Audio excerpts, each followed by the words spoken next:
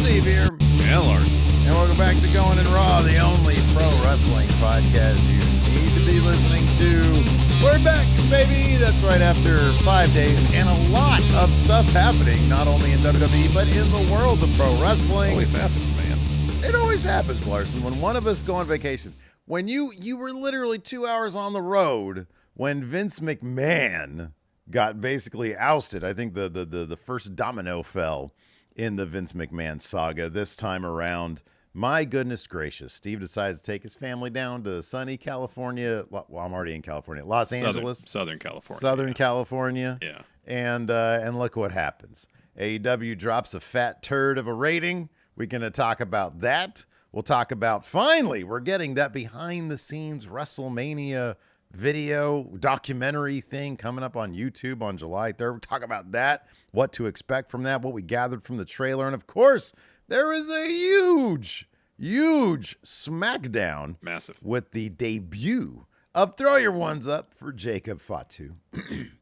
And a bunch of other stuff happened. So we're going to go over the big beats of that episode of SmackDown. Of course, it's Tuesday, so it's our full-on Raw review. A fun episode last night. We're going to talk about that and ramifications for the upcoming Money in the Bank. Also, this coming weekend, this Sunday, we've got AEW pay-per-view. Forbidden Door. Forbidden Door, that's right. Who shall step through the Forbidden Door?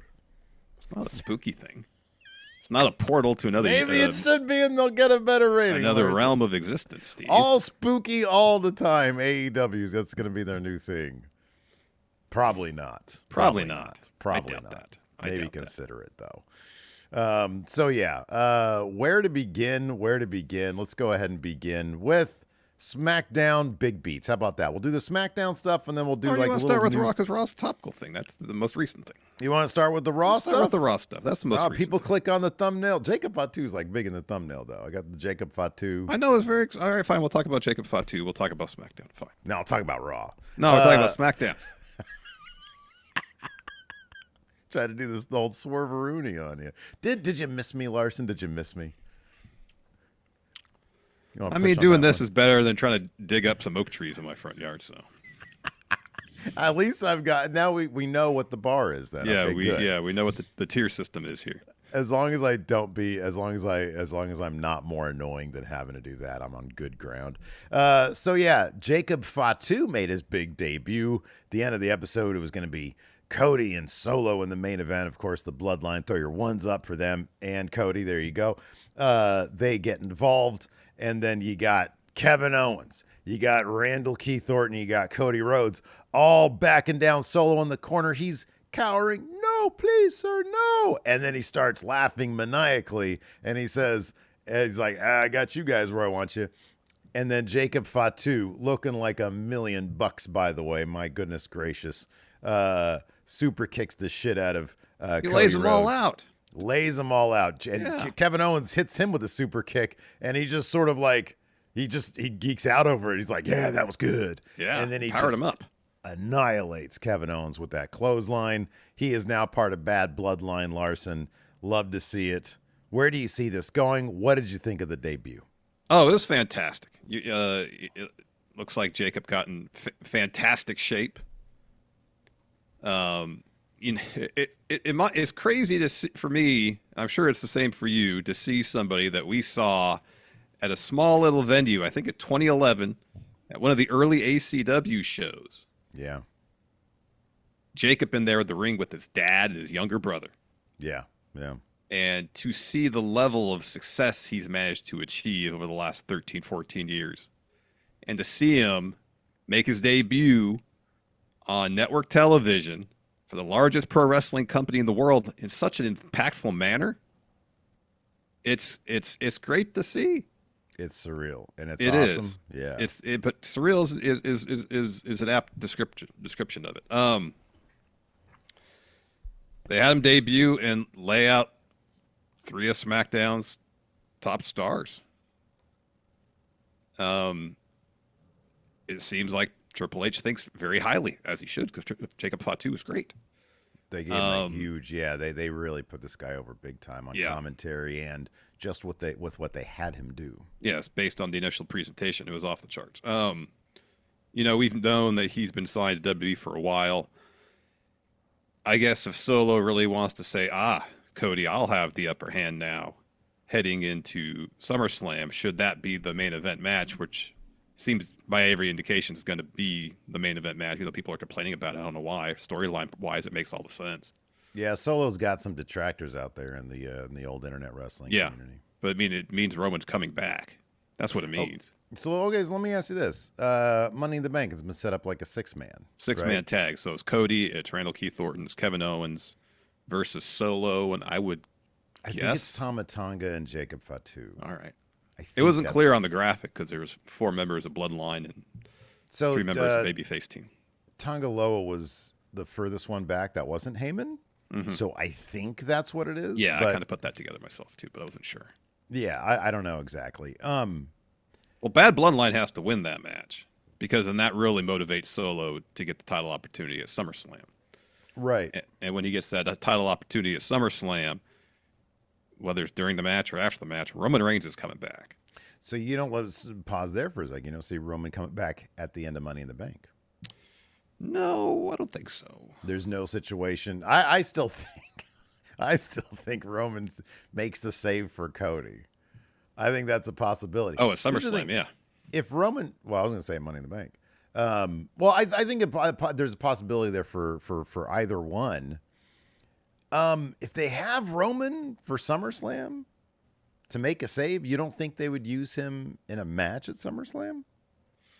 Not sure what that match would be. Yeah, I don't know what that would be because if they want Solo as self-appointed interim head of the table and he's doing all this stuff, he's telling Heyman that he talks to Roman. Obviously, that's not true. And Roman's had enough. Hey, Solo, you've been doing all this stuff behind my back. You're not tribal chief. You're not head of the table. I am. And Roman helping Cody or keeping Cody from losing is less about helping Cody and more sticking it to Solo. There's an Bloodline acknowledgement ceremony at, I believe it's at Madison Square Garden. Smackdown, is that right? It's Friday, yeah. Smackdown. I've seen people say, you should come back for that. It's the acknowledgement ceremony. He shows up in a tuxedo. He's like, wait, you guys are going to acknowledge me, right? He told Heyman, Roman ain't coming back. Yeah. Which was a really cool moment there on SmackDown. Obviously, it's not the case. Yeah, I don't know. This is going to be... I honestly, I have no idea. I could see it happening on that SmackDown. I could see it happening at Money in the Bank, and I could see it not happening until SummerSlam. You're right. It doesn't make sense for him to have a match right now. There's just no... Look, they can come up with a story if they really want him to wrestle at SummerSlam, and obviously, contractually, that's what he's going to do. Then I think they could whip up a story for him pretty easily. I think the story of the Bad Bloodline has to be they're a menace. Like, they are taking over, and they've got Cody in some dire straits. Mm-hmm. And that, for whatever reason, motivates Roman to come out and be like, hey, I lost to this dude. I'm not going to call it clean, but I lost to him fair and square because, it was an overbooked mess, obviously. Yeah. So, yeah, I don't know. I think that he can come back. There's a number of possibilities, but I love this story is just ramping up big time. Cody versus the Bad Bloodline, Bad Bloodline. And clearly it's paving the way back for Roman Reigns. And then maybe this, the release of this behind the scenes thing means that Rock is finally okay with whatever's in this documentary, but also that could sort of be in coordination with them kicking up the Rock's return at some point. Yeah. Could be. For something. I still think that it'd be interesting if The Rock was sort of behind this Bad Bloodline thing. Yeah, I think that could be really cool. And then, of course, you get to War Games, and maybe you've got, Good Bloodline versus Bad Bloodline. So, yeah, I mean, I've seen there's all sorts of different scenarios out there that I think are going to be interesting and fun to see, including I've seen some people say, and this just seemed obvious, Sami Zayn reuniting with the Bloodline, Jey Uso reuniting with the Bloodline, getting them on the same page. I mean, this is the kind of thing that they can take a long time Oh yeah. telling, because there's a lot of story beats to get to before you get to something like Rock Roman, Rock Cody, whatever the situation's going to be. Or even bad bloodline versus good bloodline, Yeah. Yeah. Kind of fast absolutely. track that and get that story. I mean, it's possible to do it in 3 months, 3.5 months between SummerSlam and War Games this year, but given the deliberate pace at which WWE tells their stories these days, that would feel like fast tracking something. Yeah. Yeah. I don't know. But there's a lot. I mean, WWE is really, it's crazy just how good. Like last night's Raw was so much fun. Before we get to that, Money in the Bank. Chelsea Green advanced, stealing basically a win from Bianca Belair, who had hit Mia Yim, Mi Chin, with her finish, the KOD. And then Chelsea Green very slickly throws Bianca off the pin before she's able to get a pin, and steals that from her. Moving on. Prior to that match, Jade and Bianca had a little back and forth where Jade was like, listen, I know it's Money in the Bank right now. You got your qualifier now. I got mine next week. So we're focused on that. But at the same time, we didn't get pinned in that tag match. Let's try that again. And Bianca was on the same page with her. Yeah, let's do Money in the Bank first. Let's figure that out, and then we'll get our rematch. Isla Dawn and Alba Fire had a match with the Party Girls last night. On Raw, but then they get attacked by Damage Control. Right, afterwards. yeah. So it seems like they're going to be... Do you see it more likely that Jade and Bianca are going to go after those tag titles while Alba and Isla have them? Or are they going to be essentially transitioned? Because they're painting Isla and Alba right now as good guys. I don't know that I see them having Jade and Bianca, assuming they go after them, and win them. I don't see them going after a couple of good guys for that. It could be a possibility where Bianca and Jade are like, yes, we'll do that after Money in the Bank works itself out. But to say if Jade leaves the ladder match, she went to qualifier, in the ladder match wins it, it could be not a direct parallel to the Judgment Day story, but that's along the lines where Jade has that briefcase, and yeah, as much as she probably liked to go after the tag titles again with Bianca, well, I could be champion because of this, and that could be a bit of a wedge between them. I'd be kind of surprised if Jade won the qualifier next week, to be honest with you. Yeah. Because I mean Bianca didn't win, and I think it probably paves the way that they're going to be in the same. Plus, I think Tiffany Stratton's in that qualifier. I kind of just feel like I don't know. I'm sort of, for me, it seems like right now kind of a toss up between Chelsea Green and Tiffany Stratton. In some ways, they sort of occupy similar territory. That crowd went crazy when Chelsea Green got that win, and I think Triple H really likes her. Who do you see coming out of the women's Money in the Bank? Who makes the most sense right now? Chelsea makes a lot of sense. She's not exactly booked as the most dominant competitor, but in terms of taking advantage of an opportunistic cash-in, that fits with her character. Plus, she's got Piper. Yeah. That can help her out. Yeah.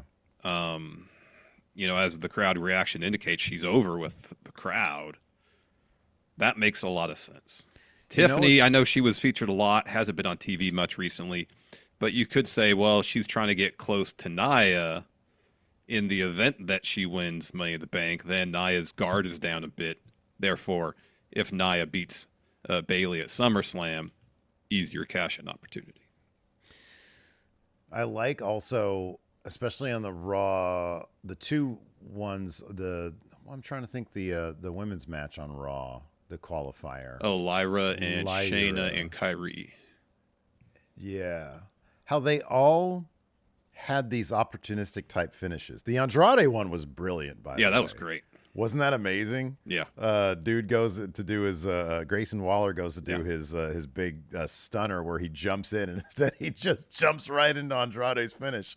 Carmelo used the distraction from Bloodline to beat Orton, to roll up, to pin Orton, and then I'm trying to remember and then Chelsea did her thing. They're all kind of opportunistic finishes, which plays great for whoever has the briefcase because it's an opportunistic situation for them. Yeah. Right now, based on the field for both the men and women's Money in the Bank matches, it feels like the women's winner is going to come from SmackDown, and the men's winner is probably going to be Drew or Jey Uso winning the men's Money in the Bank ladder. Let's talk about the men, because Andrade moved on, Carmella moved on, two amazing wrestle guys. Yeah. Don't necessarily see them in a position to actually win the thing. Drew declared, which instantly makes him, especially with the story with Punk, instantly makes him a distinct possibility. Yeah.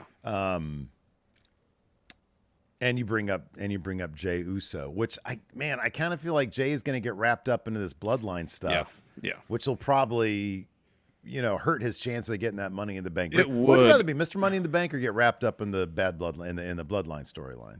Because that's going to be some compelling shit. It is. I mean, I guess you asking me this from a kayfabe perspective or a human perspective? No, from a kayfabe perspective, you always want to be Mr. Money in the Bank. You always would be Mr. Money in the Bank.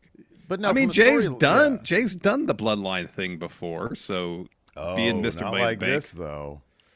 I mean, he This was is in the like bloodline thing Godfather for 2. 3 This years. is going to be a good sequel. This is going It's to be gonna a good great. sequel. I'm not doubting that. I don't know, but Forgotten Media here says it, and it kind of needs to happen. Jay needs to win a match of consequence because he hasn't really done it yet. Yeah, but dude, if you're involved in that bloodline stuff, it puts that on hold. But There's here's a another lot thing of about yeah. here's another thing about Drew winning. He said last night he was going to be in the match, he was going to win, and he's going to cash in night of in the Seth Rollins Damian Priest match, which I presume a main event.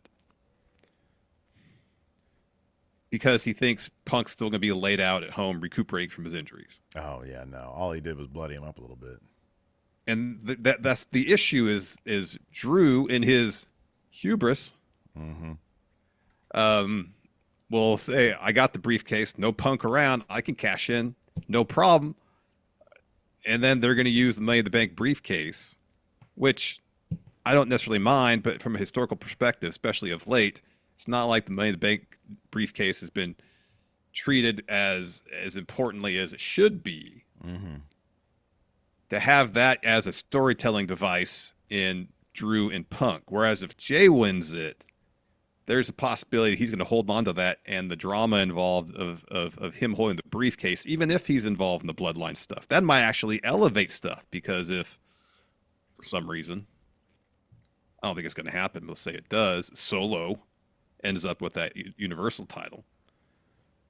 And Jay, as member of good bloodline, imagine Roman helping Jay become champion. Oh my gosh. Yeah, I can't. I can't either, but just imagine. Yeah, it'd be pretty great. Is there anybody else out there that makes sense to win Money in the Bank? Gable ain't gonna win it. This dude's a mess. He is a mess. He's a mess. Andrade. Do we know? Is there any possibility mathematically with the number of slots they have, they're gonna do a last chance qualifier? My money would have been on Finn, but he won the tag titles. I He's think tag it's champ again. probably good enough, unless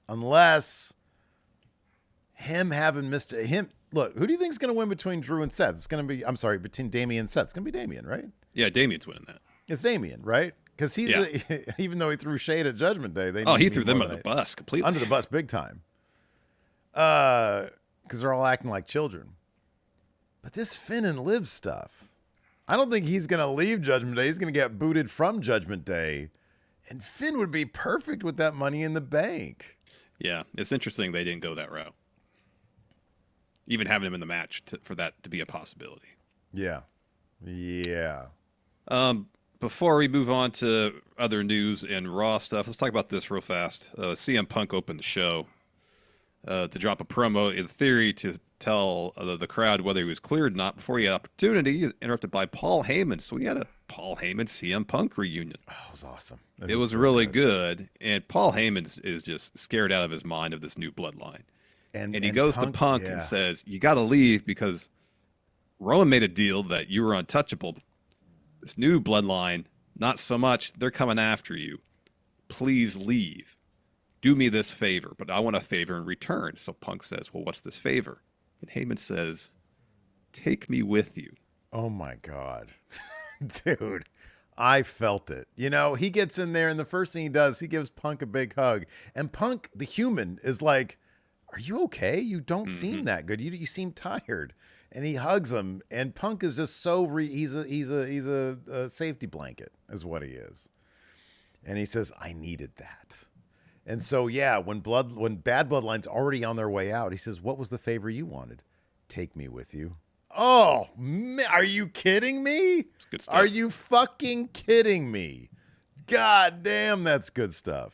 It is. It is. Well, eventually, Punk ends up getting utterly annihilated by Drew McIntyre. About halfway through the show, we see an argument between Waller and Ciampa We are. and Gargano, and you hear this bang on the garage door. So they all kind of back up. Someone who works at the arena opens the garage door, and this is a great shot of Drew silhouetted, standing over Punk, and Punk's busted open. He's bleeding all over the place. And so he puts Punk on his shoulders, walks him from the backstage area out to the arena, and just dumps him on the ramp. And so Nick Aldis comes out and gets in Drew's face. Drew pushes him, and Aldis, to his credit, doesn't back up. Oh, He gets Aldis right in was his about face to again. throw. He was about Yeah, to he throw. was. Yeah. Again, captivating stuff. And Drew has the upper hand now, which means Punk's going to retaliate. And if He that stole means his costing little Drew Money in the bracelets. Bank or costing Yeah. him a cash in, one of the two, that's entirely possible. Who do you think wins at SummerSlam? That's a tough one, isn't it? I mean, the way Drew's character is written now, it's so easy for him to take losses because he gets so wrapped up in his personal beef that he loses sight of just a simple picking up a simple win. Honestly, you know what they should do to really solidify this as fucking feud of the year? And it would take it into the next year. Drew wins this one, Punk wins at Mania for the title against Drew. I know, you want your guy Gunther to have that title. Oh, it's not that I want it to happen. It's inevitable, Steve. It's inevitable.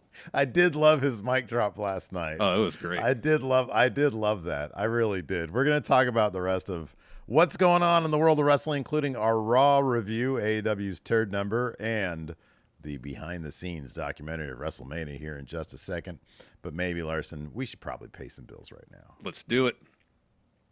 This episode of Going in Raw is sponsored by BetterHelp. Steve, we're now more than halfway through 2024, if my watch is correct here, and I got to ask you, where's the year gone? Eesh. It's gone by so fast, but with time and life moving so fast, it's really important to take the time to celebrate your wins and make the adjustments you need going forward. And that's something I definitely wasn't doing when I was dealing with severe anxiety in my mid-20s.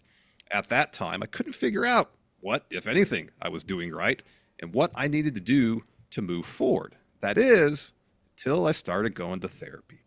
Therapy allowed me to take a moment and learn the skills I needed to better cope with my anxiety and put me on the path to hopefully becoming a better Larson.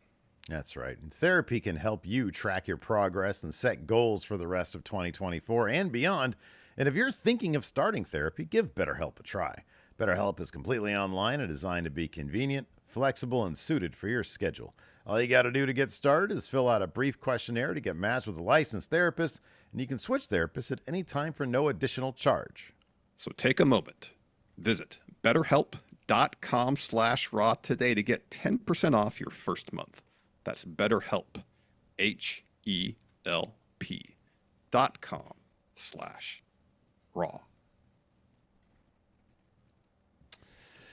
Let's talk about other news that we might have missed. You want to talk about Dynamite, that 500,000 number? It was pretty shocking. It was really shocking. I was trying to leave you alone during your vacation. I saw that. I'm like, I got to tell Steve. I didn't want to text you anything work related during your trip, but I was like, this is astronomically low. Yeah, right. And they're blaming it apparently on Black Panther. So that, I mean, I don't know how valid that is, but it's interesting. Like, we'd always heard that Big Bang Theory is like a huge lead-in for Dynamite. And I'm like, Gives them like all right, 900,000 to start. Yeah. it's like, fine, all right. I didn't necessarily think that much of it, but to think like 30%, if not more, their viewership comes from the lead-in of Big Bang Theory, that blows my mind. Yeah, dude, I don't look, man. I'm not a TV executive, I'm not either. but the entertainment industry is one of those things where that could easily, you would think, be used at the negotiating table for this next deal. Like, hey, look what happens when you guys have to stand on your own. Like when you don't have all, the Big Bang Theory fronting you a bunch of numbers. This is what happens when you got to stand on your own 2 feet. And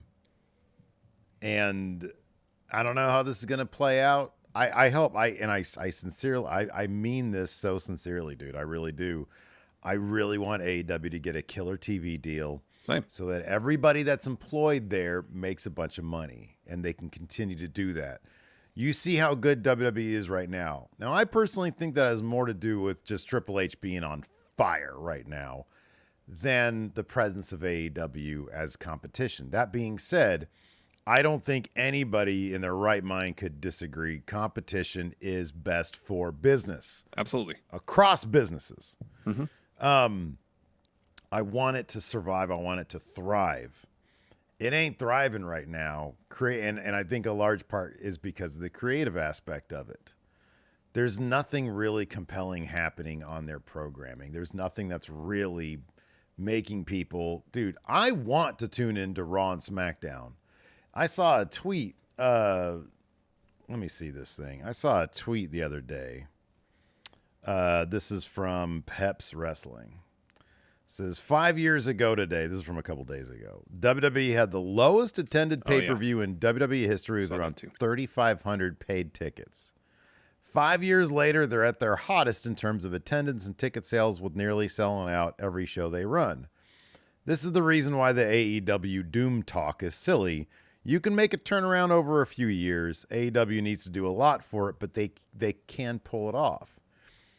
The big difference that I see is for AEW's turnaround to happen, it cannot adhere to the same philosophy that it's adhering to now. Yes, there are a number of fans, a certain number of fans who love what they do and the way they do it right now. That is not growing the product. It's not helping you stand on your own 2 feet. So when you lose a big lead in, the number comes crashing down. The only thing that was keeping WWE from its resurgence was Vince McMahon standing in the way.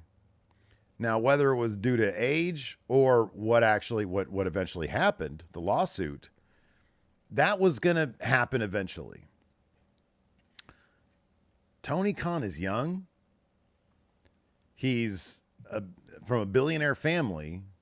He doesn't seem too pressed, at least publicly, at all, about his TV situation or his attendance situation. Now, I'm sure behind closed doors he probably is. But at some point, don't you got to look in the mirror and say, what I'm doing is appealing to, I guess, as he says, sickos. But if realistically you want your company to keep, right now, the one thing they got going for them is their pay-per-view numbers. Those are still good. Mm-hmm. They usually deliver. Yeah. Yeah. But week to week, their television numbers are not what they could be. I mean, I saw, there was a tweet from like 2021, their first episode of Rampage. And I understand, or the second episode of Rampage anyway, was Punk's big return. You can't generate that every week. Yeah, they got over 1 million viewers, didn't it? It did over 1 million. Yeah. And at some point, you got to look in the mirror and say, what I'm doing just isn't the way. Either he's too spread thin, 5 hours is too much. Once Scott D'Amore is contractually able to come, if you want your product to thrive, you got to take a different route, because this 6-man nothing bullshit that you're putting on in the middle of your show is just going to drive people away, because there's no story there. Like what you and I talk about with the WWE stuff, it's not because it's WWE, it's because it's good and it's compelling and it makes people want to tune in. It feels like one big giant story that's being told, and if you miss any of it, you're out of the loop. You got to go back and watch what you missed. Can't say the same thing for them. Yeah, because they don't ever structure their show where there's AEW, that is. I shouldn't say ever. Rarely these days. They did in the past. So much of the Hangman, Young Bucks, Kenny Omega stuff would happen like, oh shit, what's going to happen next week? With, the dynamics between all of them. Yeah. There was compelling storylines because things would end in a way that leads you to want to know what happens next. And that just doesn't happen on AEW television very much. There's stories being told on AEW television. The issue is they're presented and structured in such a way that very rarely are there instances where a segment ends and you think to yourself, oh gosh, what's going to happen next? There are no moments where you're like, huh? Or like when Heyman says, take me with you. Whoa! Jey Uso a year ago saying, I don't give a damn what the tribal chief says. Single lines of dialogue. As opposed to what you get these days. And look, I thought the Swerve Ospreay promo was swell on Dynamite last week. Yeah. I thought there was some good stuff, but at the end of the day, what does it boil down to? I'm the best. No, I'm the best. And look, they're going to have a fantastic match coming up at Forbidden Door. I have no doubt that it's going to be a really it's going to be a great match. But like, in order for if the deal is in this day and age right now, TV money is what keeps you a viable business. You need to I hate to use the words of Vince Russo. You got to make it a TV show, not just have these two people talk to each other for a second, claim that they're the best, and then move on to a match at pay-per-view in a month. You gotta give people a reason to keep tuning in more than who's been tuning in. The aspect of the Swerve Ospreay thing that was most effective was Swerve saying that Ospreay wasn't prepared to make the sacrifices necessary to be on top of AEW. And Swerve alluded to all he had done prior. And a lot of that stuff was really good because there was a lot of moments where, when he busted in at Nick Wayne's trading facility. That was one of those moments where you watch like, oh gosh, what is this going to lead to? What's going to happen next? Mm-hmm. And it felt like it was an interesting idea to introduce in the promo. What's the follow through though? Yeah, that's a big thing too. Yeah, and I understand it does play into the story of Ospreay will he or will he not use the Tiger Driver 91, and the subtleties of it I like quite a bit. But for some stories, especially main event ones, you need to. I feel like it's not an every week thing, but on occasion you got to have those moments where you leave your audience in suspense, wanting to know what's going to happen the following week, and it just doesn't happen enough on Dynamite. Mm-hmm. Yeah. That's the nature of serialized television. People tune in. You got to give them a reason other than good wrestling matches, evidently based on the ratings, to tune in on a weekly basis. A lot of people here in chat have said you don't have to watch weekly AEW television to follow the stories. You can watch the pay-per-view. There'll be enough recap. It'll get you caught up. Yeah. And the match is the thing there. Yeah. And look, I love great matches. We're going to get some great ones on Sunday. I'm looking forward to that. Mm-hmm. But if the thing is, we've got 5 hours and he's talking about adding a sixth. Well, what's going to be, why are you doing that? Why? Is it just to jam more matches in your shit? Because that's not going to, as much as those 500,000 people love that, as much as I've seen plenty of accounts on social media loving that shit. Guess what? Those accounts are not going to be, they're not part of a sustainable business. They're going to be there anyways. They're going to be around anyways. I thought it was so funny because like when I watched Dynamite last week, I was like, God damn, a lot of this stuff doesn't need to be here. A lot of this stuff is not forwarding anything. And I see like the typical AEW big time fans out there. I mean, what a great episode of Dynamite. Oh boy. Saw some real promising signs here. And I was like, they love it. It's probably going to do dog shit number. I didn't know it was going to do that dog shit of a number. Yeah. But I don't know. I want that company to thrive. I want absolutely. to talk. And here's the thing: just because it's AEW that's not the reason why I'm saying this. Go back to 2019. Look at our episodes then. 2 years ago, Larson. By the way, 2 years ago, You and I had a similar conversation. We clipped it, put it on Friendo Club called AEW is broken. Yep. So this ain't a new thing. This is something that's been coming for a very, very long this time. has been an ongoing situation. Yeah, absolutely. And it did like 50,000 views on our channel back then because I think a lot of people saw that in the water too. Yeah. So, yeah, I don't know, man. Real quick here before we move on, I want to point out because I noticed the good Mr. Dope dropped a gifted membership to the community, a Friendo Club setup. Thank you, Mr. Dope. Appreciate that. Thank you, Mr. Dope. Also, a couple more. We had Dragon Rana here, becoming a new Friendo Club member. Samson has been a member for 15 months now. Says every Tama side-eyeing of Jacob Fatu is a nice detail. Yeah. Oh, man. And yeah, again, Tama and Tongaloa seemed to be completely unaware of what was transpiring in regards to Jacob Fatu showing up. Setting up the next several years. The next several years of that story. And we haven't even seen Hikuleu yet. Right. John, member for 6 months now, says Steve and Cody are more linked now. I could see the weight of missing this SmackDown is similar to the weight of Jacob Fatu splashing you through a table. Do you believe that Cody has broken ribs, Steve? Which he said at a house show after. Did he say that? Did he say that? After having a match, yeah. Then I damn well believe it. Don't you remember Bryan Danielson saying that Cody Rhodes taught him how to lie? Yeah, look where Bryan Danielson is now. AEW. Oh, wow. Oh, come on. It's all jokes. Patrick Cheeseman here, member for 13 months, says, coming to you live from vacation. Just want to say hi to my two best friendos, Steve and Larry. Hey, Cheeseman's on vacation. Hey, how about that? How about that? The Ashen Chevalier has become a channel club member for 10 months now. Thank you very much for that. We appreciate it. There's Mr. Dopes. So, with those Friendo Club setup memberships that people are doling out and signing up for left and right, they get to participate in the Big Blue Predictions Challenge. Larson just yesterday in the mail. I got Master Kira 89, the current Big Blue Predictions champion, their Big Blue Predictions hat.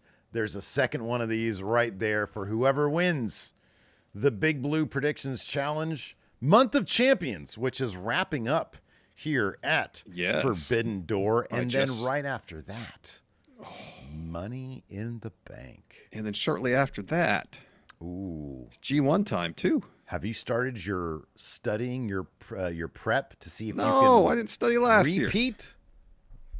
Oh, really went into it cold, huh? Yeah, pretty much. All right, that's how the greats do it, I guess. Cody just sent over the form for Forbidden Door, I see. So we'll be getting that up after Dynamite. So Thursday morning, anticipate that. Awesome. Very cool, very cool. So yeah, if you want in on the big predictions challenges that we do here, also bonus episodes. I was on vacation, so we're gonna do a Friendo cast. We're gonna try something a little bit different going forward with some of the stuff that we do. I think we're gonna do one more Friendo cast, and then we're gonna try something a little bit different for the Friendos out there. John Hosey, oh my God, John Hosey, three-time predictions champion, just gifted five memberships to the community. Thank you very much, John. Appreciate it. So you guys get in on the big Blue Predictions Champion challenge.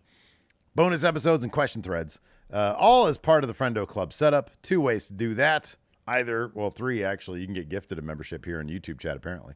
Also, you can click join right here at youtube.com/Steve and Larson, or you can go to patreon.com/Steve and Larson. Click the Friendo Club setup there. Either way you do it, it's $5 a month. It's a great way to help support us here at Going in Raw, the Friendo Club. Give it some consideration. Yes. You want to talk about this behind the scenes documentary real quick? Did you watch the trailer of this?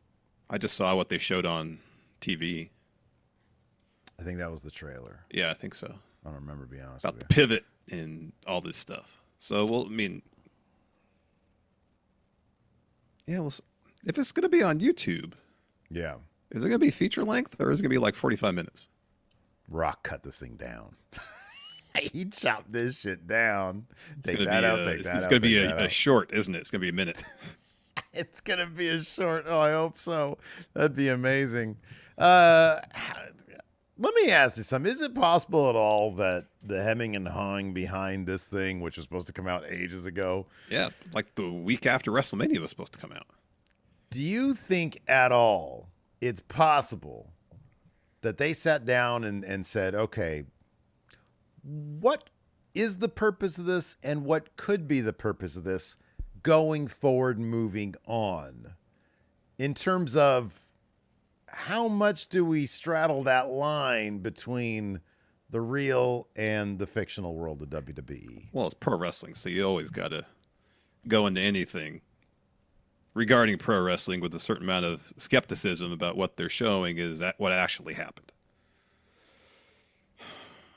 As far as the point is of we're releasing this at a certain time to potentially advance something from a storyline perspective of what's going on television, that makes a lot of sense. Now we're here on the precipice. We're heading into the SummerSlam season, if that's the thing. Seemingly getting Solo versus Cody, which could be a moment for the return of Roman, Rock, both. It makes sense. You got it. They're releasing it the day before 4th of July, so a lot of people are going to be sitting around that weekend, whether that Thursday or the weekend itself, probably ready to watch it. The timing of that, I think, around kind of a holiday weekend makes sense because people might have time off. I mean, even in advance of Money at the Bank, it might be a bit of foreshadowing of something was going to happen. I would put a lot more stock in that. Again, whatever they show on this. I mean, this. Yeah, I'm gonna go into a decent amount of skepticism as far as the level of transparency that's going to be included. Yeah, same. I mean, Brian Gewirtz has talked a lot over the past couple months since WrestleMania about various things. We never did speculate on, because he suggested there was something that was dog shit. Or at least something the fans would have hated. Oh, yeah, the initial idea for Cody after he gave up the Mania spot, yeah. Do you have any clue as to what that would be?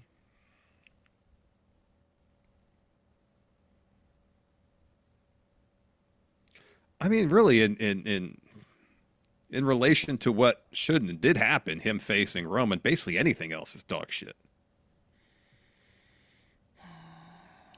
Some people are, MHJ here says Solo losing to Seth. Like, was Cody going to host WrestleMania? Because here's the thing, Seth versus Punk still would have been on the agenda. Yeah, that would have been night one. That would have been the main event of night one, probably. Yeah. So I don't think it would have been that unless they added him as a triple threat,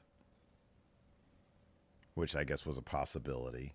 Yeah, like in terms of the fans hating something, though, I don't know if they would have hated that. They would have hated if he was like a special guest enforcer or a special guest ref. Yeah, that would have been terrible. Even like Cody versus Solo, it obviously a massive step down as being in the main event, winning the main event of WrestleMania. But he's got a match on the card that's motivated by story.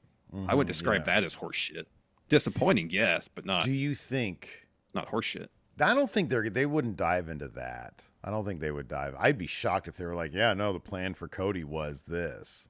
If the idea was Cody was going to be special guest enforcer for the main event and actively help The Rock beat Roman, that would be kind of shitty.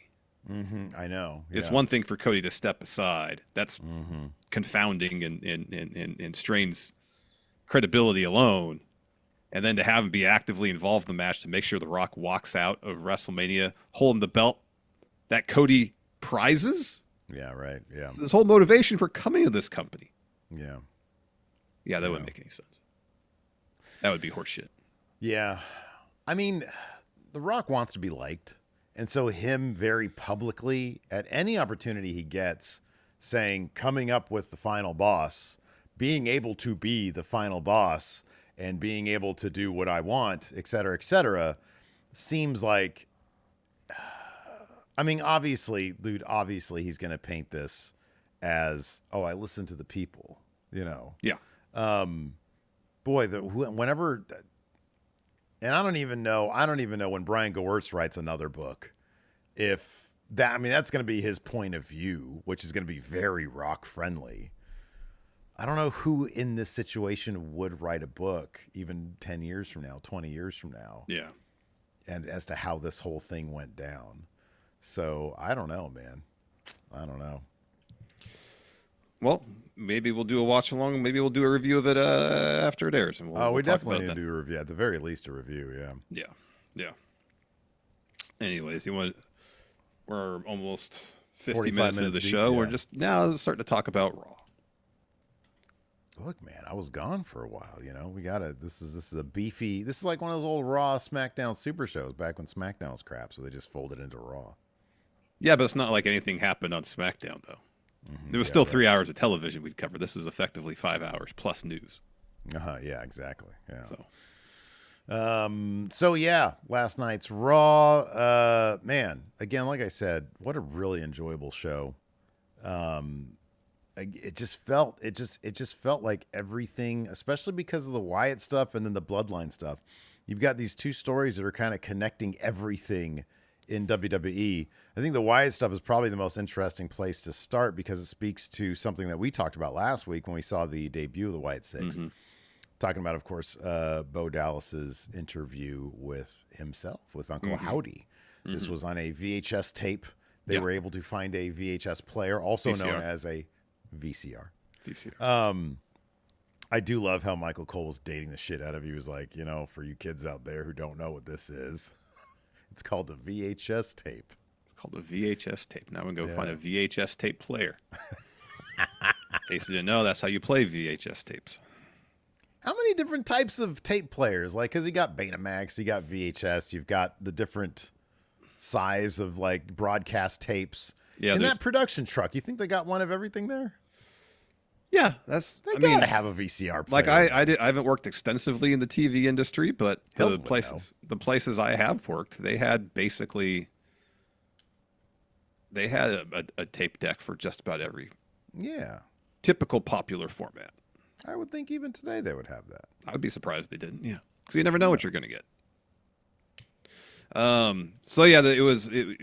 So there's no Pat McAfee on commentary. The Miz did the first hour with Michael Cole, and then after Liv Morgan convinced R-Truth to give Judgment Day a tag title opportunity, Miz was off commentary. So Michael Cole did the last, 2/3 of the show by himself. But during the show, after Chad Gable wins his Money in the Bank qualifier, Nikki Cross comes to the ring, pretty much scares Chad Gable out of it, and then she gets a box and puts it on the commentary desk. So Michael Cole looks at it, says it's addressed to Pat McAfee.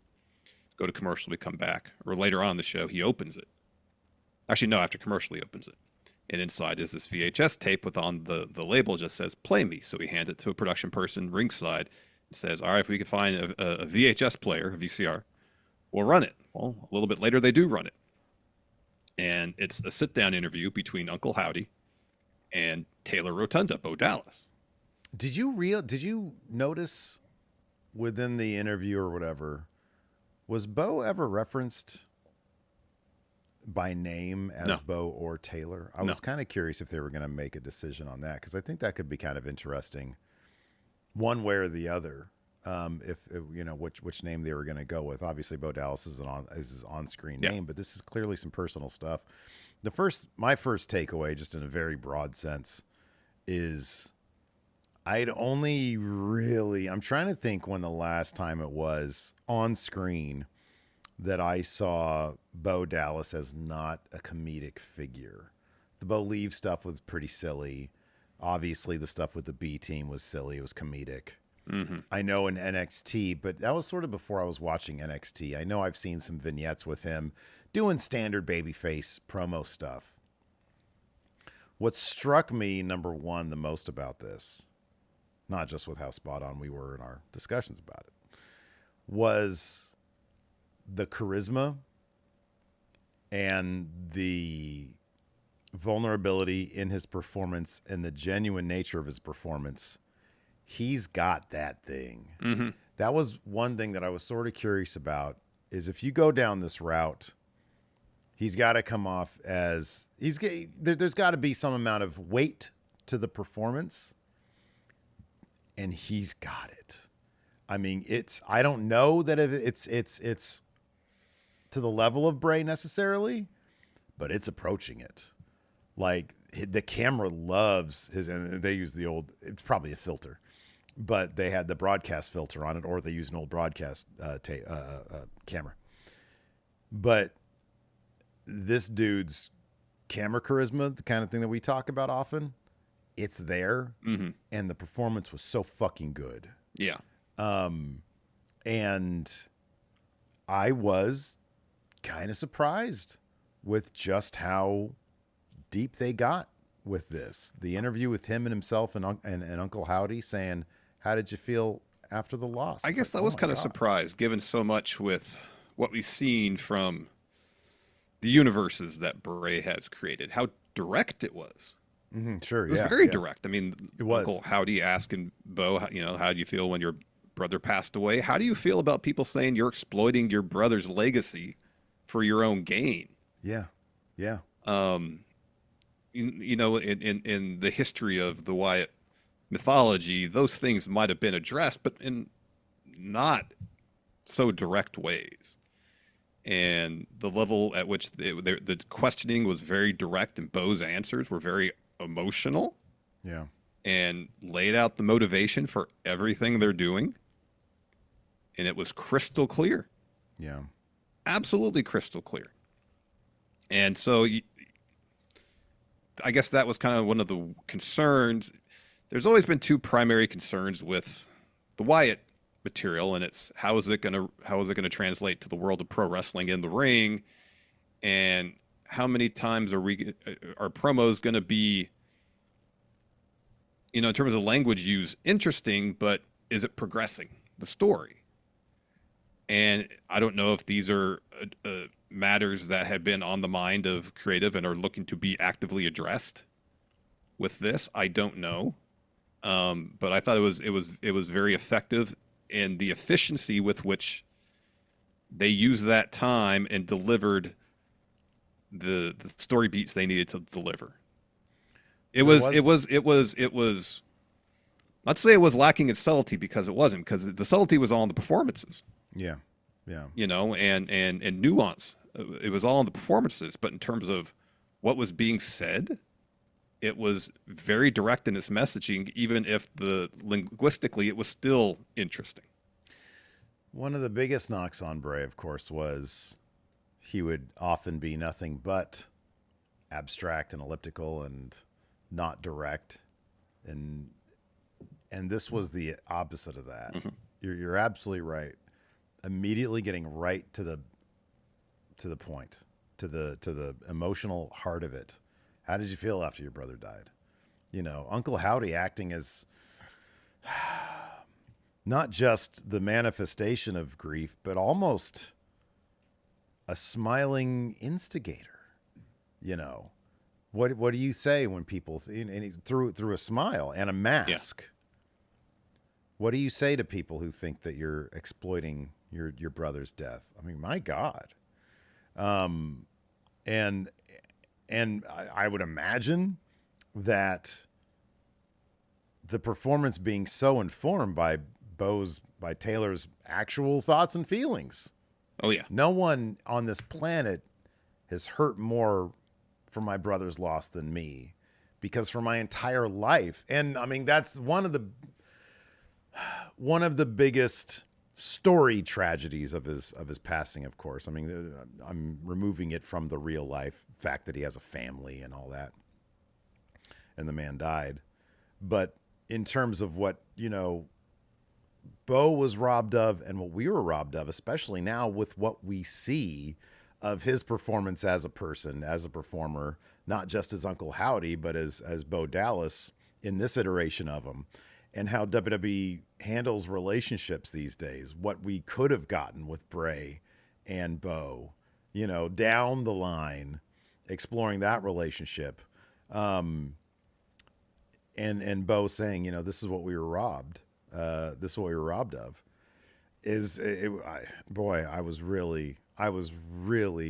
I loved this promo. I thought it was great. Mm-hmm. I thought it wasn't just another, I think maybe there might've been in the previous era, let's say they had pulled off that great debut from last week. Well, this week we would have gotten a recap, which we got, but also a little hint of more of the same, and then more of the same, and then more of the same, and then, who knows what, a match with whoever. And instead, they just got right to it. I saw somebody on social media suggest it'd be cool if they allowed the other members of the Wyatt Six to do something similar to showcase, why is Joe Gacy doing this? Why is Nikki Cross doing this? And I'd really love for them to explore that aspect of it. Yeah, same. I don't know if that's what we're going to get, but it does seem pretty clear that the man, Bo Dallas, Taylor Wyndham, whatever they're going to refer to him as, this is going to be an exploration of grief in some way, shape, or form. We got that crystal clear this week. And that promo I thought was a killer way, just a great way to kick it off. Absolutely. Agreed. It was really well done. I mean, the editing, we even talked about the editing of the promo itself. And it's, Fightful had reported in the past that there would be less, maybe no supernatural kind of elements to the story. And we saw fog last night, so fog to me equals supernatural. I thought you went, because there was that obnoxious fog machine there in the corner of the ring, just spilling out everywhere. It's all over the place. Well, here's the thing too, Alba and Isla, they have a fog machine during their entrance too. Yeah, they're not really witches anymore, but that was the thing. They used to be witches, not anymore though. And they're still called the Unholy Union, the name they had when they were witches. Yeah. Right. Anyways, I guess I have to divorce myself from the idea that fog machine equals supernatural elements for the story. I do have to say there were a lot of people in our comments bringing up non-supernatural characters with fog machines. So it's not an unprecedented thing. I understand your point. I take your point. But I was going to say, this interview really got into the psychology of why Bo, Uncle Howdy, is behaving, is doing what he's doing. And that's the important thing. It's not based on the motivations of these characters aren't some nebulous supernatural We're thing. here to create chaos or I know. something. Oh yeah. It's hurt, it's pain, it's grief. Yeah. And it seems like we're going to get a real exploration of all that through these characters. And that could be really interesting. I think it can be. Yeah, absolutely. I'm fascinated to see where they're going to take this. I really am. Yeah. Let's see here. What? There's Liv Morgan. Yeah, boy. Manipulating a variety of people backstage. What do you think that text was? Booty hole? I wouldn't go that far. You don't think she went straight to that? No, I mean, I don't know. But doubt it was that. Fair enough. We'll leave it at that. But the idea that she is trying to gain the loyalty of the members of Judgment Day because she's trying to take Rhea's faction away from her. And it's the easiest thing in the world. It really is. She barely has to lift a finger to do this stuff. It's hilarious. It is. She gets him a fucking PS5 with gets Dom a giant 2K. platter full of chicken nuggets. Right. You think he polished off that whole thing? There was at least 100 chicken nuggets on that thing. There was a ton of chicken nuggets. There was a lot. Who was the dude who used to hang out in our chat? He used to eat all the chicken nuggets. Oh yeah. It's on the tip of my tongue. I forget who it was. Yeah, I don't remember. Mm-hmm. But she's having so much fun. And again, this is a situation where Liv Morgan a couple months ago, I was like, I just don't, there's nothing compelling here. But now it's like, what is this chick going to do next? She got dude, halfway through the episode, Judgment Day, they're just worried. Oh, we're just worried about Braun Strowman. We'll figure that out. And then she gets them a tag title match. And by the end of Raw, they're tag champions. Because she actively helped them win. Yes. And in the end, the very last shot, she's throwing her women's world title up with their tag titles.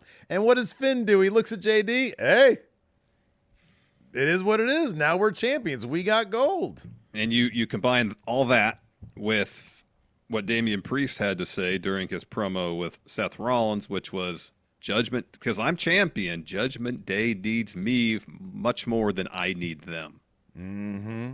I love that the inclusion of that stipulation is great because it It is. accomplishes several things. Number It does. one, it leads to that line right there, but also assuming Damian wins, and I'm assuming he's going to win. Yeah, I think so. Because he ain't gonna be champion for much longer. So I mean, what does that mean for Seth? You know? Yeah, and so Seth, it takes him out of the because there's no way that Seth isn't perpetually going to be On the title a picture, contender yeah. for the world title. Yeah. And so it takes him out of that picture and allows him to move on to more interesting things.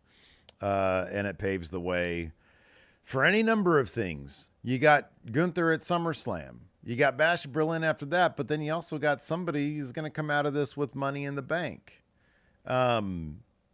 So yeah, I mean, there's a lot of strong possibilities there, and I don't know, I have no idea how that's gonna all play out, but yeah, I thought you got all these storylines weaving in and out, and it's like it creates a 3-hour experience where you're like, yeah, I want hurry up commercial, come back because I want to see what happens next. It's good. Mm-hmm. Mm-hmm. We talked about the Wyatt Six stuff, but we didn't necessarily talk about in relation to Chad Gable.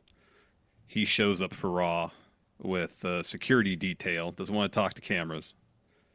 In fact, he does most of his talking in this episode through Adam Pearce. He eventually drops a promo before his match, saying he's going to win, advance the Money in the Bank ladder match. He, in fact, does so, but then after the win, that's when Nikki Cross gets in the ring with a bunch of fog. He's scared. He leaves. And he tries after that. So if you compound the attack last week plus the experience on Raw last night, he tries in his own way to make amends with Alpha Academy because he is scared out of his mind. I was really surprised at how that played out. I thought it was going to be kind of the opposite. I thought Alpha Academy would come to him saying, "Hey, sorry, we left," and and Otis at least. And I like that they're not all on the same page. Otis was like, "Nah, man, I'm glad you're good, but we stand by what we did." And then Maxine, arguably the one who's sort of taken the most of the abuse of the group, says, "Hey, you know what? We are really happy that you're fine. Let me talk to Otis." She's the one who's trying to make it up. And so he's hurt. He's wounded. I thought he was coming off as pretty genuine. "Hey, you know what? I'm sorry, guys. Sorry, dude. That ship has sailed." Yep. In swoops the Creeds. And so Gable, you see, as soon as they swoop in, his attitude changes.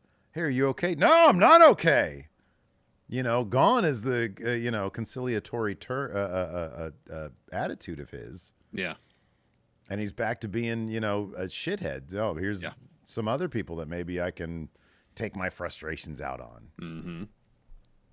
Mm-hmm. Yeah, so you see the how the turn happens there. Indeed. Well, let's jump into it. Show opened up with Drew McIntyre coming to the ring. Actually, he walks right in front of Michael Cole and The Miz as they're introducing the show. He talks a lot here, so we're going to sort of boil this down. Again, he mentions, praying for what happened to Punk. Of course, he's the one who manifested that because he did it. And he credits himself for making that happen too. Yeah. Yeah, exactly.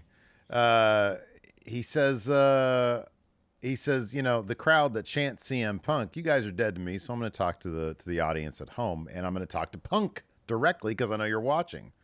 And he says, "I not only took away your dignity, I also took this." And eagle-eyed viewers and people on social media noticed that on SmackDown when he beat up Punk, he stole his little bracelet on his hand. It says Larry on it, and it says AJ on it, name his dog and his wife. And he said, "A fan made this for you.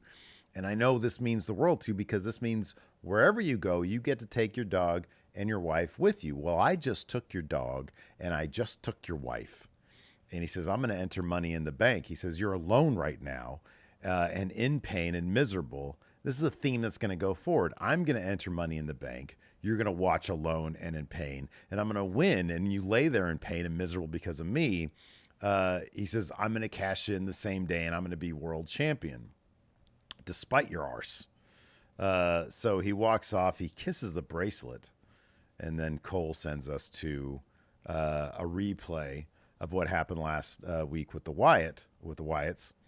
And then SUV pulls up. Chad Gable. He's got a scar and a bandage up here from where he got shot in the head by the Wyatt Six, but he's recovered from bullet hole to the head. That brings out Braun Breaker. He's got a match with Ludwig Kaiser, but before that, Kathy Kelly's outside Gable's locker room hoping for an interview.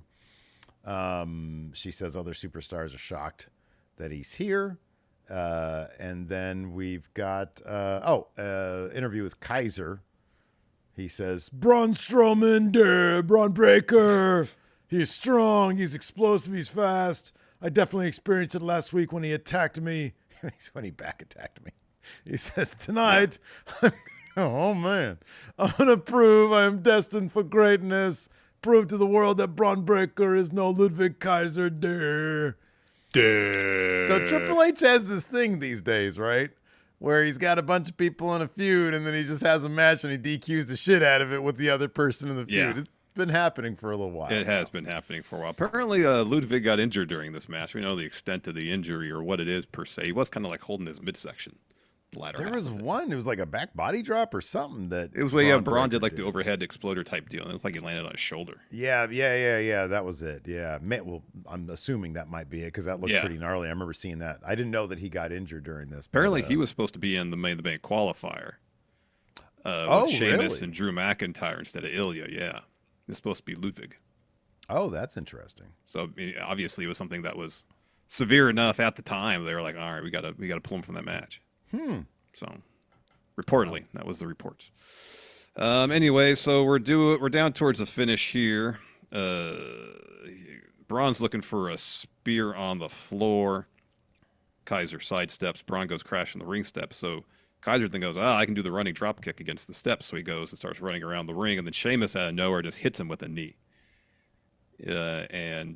So Sheamus starts clearing off the announce table and is looking for a power bomb on Kaiser through the table, and Braun hits him with a spear. After that, we're backstage at Judgment Day. They're hanging out. Carlito, JD, they're playing some WWE 2K24. Finn's watching. They got some snacks. Dom with a giant platter with chicken nuggets. Oh, he's got like a good 3 in his mouth already. Oh, already. He's just holding that platter. There's got to be 100 on there. So Priest walks in, looks around, and goes, Carlito, is this you? Did you do all this? And Carlito smiles and goes, no. And Dom says, I know you won't like it, but these are all gifts from Liv. And Carlito says, yeah, she helped me win my match. She can't be that bad, huh? And of course, Priest, aggravated, says, dude, all these distractions. When are you going to end it? And then while Priest is talking, Dom's getting something on his phone, a text, and shows it to everybody. Priest lights up when he sees, because Dom's got it in his hand as Priest just talking away, being dad. And he just turns and shows the Priest goes, I don't even catch what he said. It was something like Wabe or something like that. I was going to reach out to Maggie and be like, what did Priest say? Yeah. It was some sort of, like, oh man, basically. Yeah. But he shows him, and Dom shows it to the guys, and Carlito says, that's cool. Yeah. So Priest says, she may be crazy. What's crazy to me is the conversation you're going to have with Rhea to explain to her how she got your number. I'm not telling you what to do, but if I was in your shoes, I would find a way to end this tonight. Just my opinion. So Dom, he walks off, and Priest directs his attention the rest of Judgment Day. Says, you're all having fun. You know what? Who else is having fun? Braun Strowman. He's had his way with all you guys for the last few weeks. I sound like a broken record, but he should have been dealt with by now. But it's fine. You guys have fun with your games. So he walks out, and Finn says, he's right. Time for games is over. We got to take care of Braun once and for all. I feel like every week Finn says this. And yet it's always JD and Carlito getting their ass beat by Braun Strowman. Yeah, I mean, seemingly this week they did a little bit better of a job, but it always ends up being sort of the same thing. And this week they ended up winning those tag titles. So, maybe the problem's figured out. I don't know. Oh, here we go.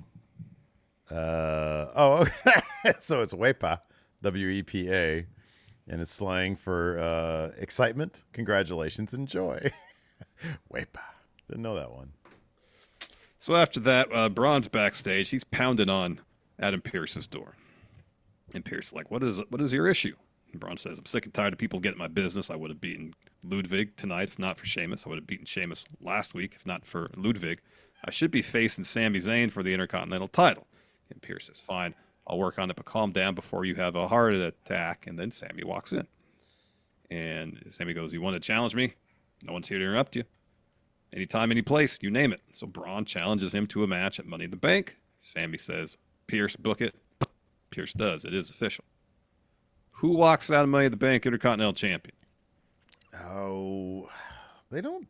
Am I saying this? They don't generally do wonk finishes at the premium live events these days. No, they could do with something where Kaiser, well, he's hurt, so Sheamus. I don't think they would DQ. No, but does something to cost Braun the match. Yeah.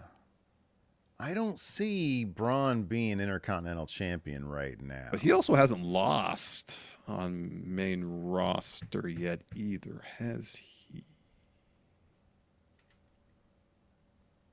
Since being called up, at least. This is a possibility. Jared Dwyer says Sammy via interference from Prince Puma. Pew, pew, pew, ricochet. That's a possibility. I know last week Michael Cole was like, we don't know when we're going to see him again. Or if we're going to see him again. It's true. So, yeah, they could wonk this shit. They could do some distraction stuff. But, the idea of Braun being pinned by Sammy is kind of... The way they've been booking Braun of late. But Braun also hasn't won a whole lot of matches of late because all these DQ finishes. That's true, too. Yeah, that's true. Yeah. After that, we got a Money in the Bank qualifier. Lyra Valkyria. Say it along with me, Steve. Lyra. Lyra. Oh, my goodness. Versus Shayna Baszler versus Kairi Sane. It's a really fun match. Crowd was super into it, too. It's good to see. Yeah, good crowd. Really good crowd last night. They're all happy they're going to get, like, a two-night Mania. Or, yeah, well, they're getting a Rumble. They get the next Rumble. They get the next Rumble. And they're getting two-night Mania and two-night SummerSlam at some point in the future, yes. Is the SummerSlam going to be 2025? No, because they'd have the Rumble and SummerSlam in 2025, and I don't think that's going to happen. They're getting the next Rumble? They're getting 2025 Yeah, they're getting 2025 Rumble. Yeah, that's booked. That's confirmed. Given that they're getting a two-night SummerSlam, we already know SummerSlam is going to be 2 nights in 2026. You think they're going to start that next? So that'd be Minneapolis that gets it in 2026. I'd be kind of, I could be wrong. They do two Midwest cities back-to-back years, 2-day SummerSlams. They could. I don't know. But this year it's been confirmed for one night, right? Yeah, Cleveland this year. It's one Cleveland night. This year. 2025, we don't know. We don't know where it's going to take place or how many days it's going to take place over now. Wouldn't shock me if they started 2 nights in 2025. Possible. Find out. It could be. It could be. Or they might just want to be like, since they already made the announcement of the Minneapolis SummerSlam, the 2-day thing, they might want to make that the first. I don't know, since it's...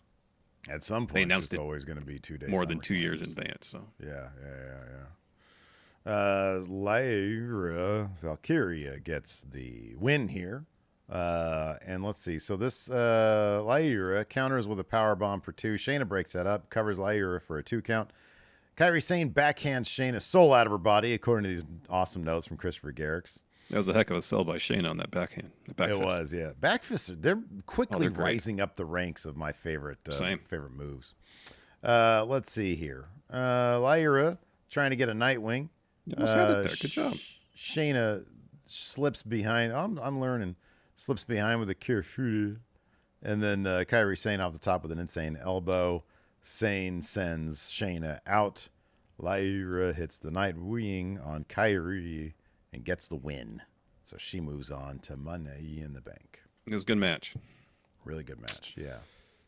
So after that, Drew McIntyre's backstage. He's yelling at Adam Pearce, and he's saying, I should be automatically in the Money in the Bank ladder match because of a variety of reasons. And Pearce says, what do you mean? Everyone has to earn it, especially the guy who quit last week. And Drew says, I said it, but I didn't mean it.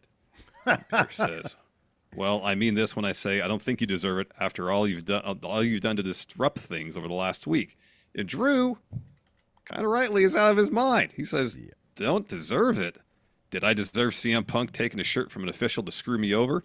Yeah. Why does Seth get a title match after I beat him and he's been out for 3 months? He says, look, I believe you. I believe you'll do the right thing. If not, you'll learn the meaning of disruption. Again, a heel who makes good points.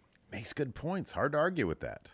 You know, that's what makes them compelling. Exactly.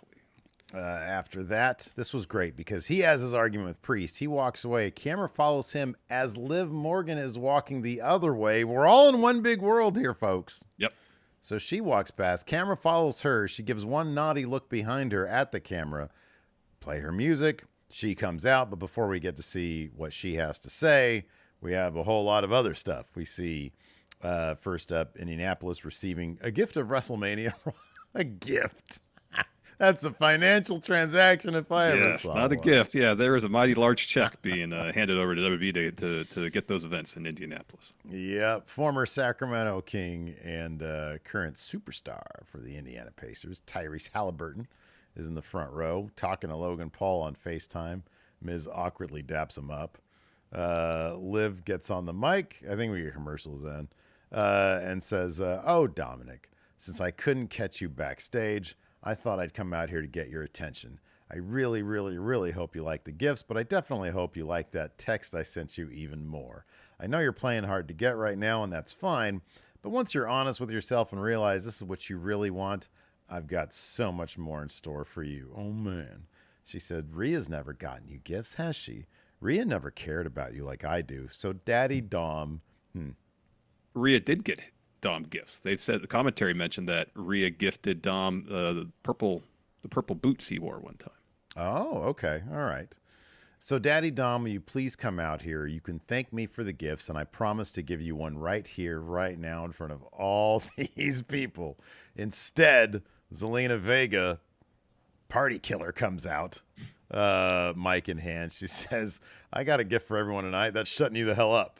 Zelina was great. They're all great in this segment, by the way. They're all great. She says, I don't know why you're obsessed with Rhea's sloppy seconds, but it's not why I'm out here.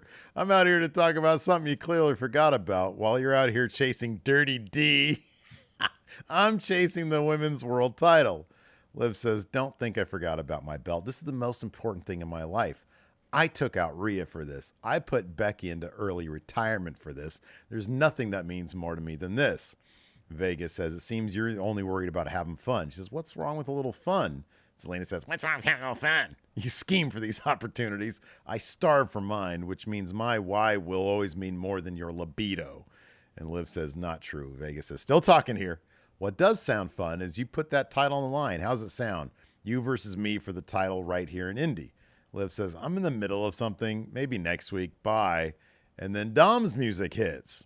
He comes out here. They're booing him like crazy, which is the least of his concerns at this point. Really is. He says, yes, I got the gifts. No, I did not like them. And Liv says, I know you love that text I sent you. She says, here, let me get these ropes for you. She opens them up, and Zelina's like practically gagging on the side. Says, what is going on here? If you didn't want to fight, you didn't need to bring your man out here to get in the way. Dom says, I'm not her man. And crowd just boos the shit out of him. Says, Zelina, if you're going to fight for the Women's World Championship, I want to help. I know you and Mommy had your differences, but I'd rather see anyone but her with that title. Zelina says, if I wanted to hear you speak, I would have tossed a quarter in your begging bowl. Secondly, I don't need your help. I don't want you anywhere near my match. So Liv attacks Zelina. They fight. Ray comes down because he's LWO.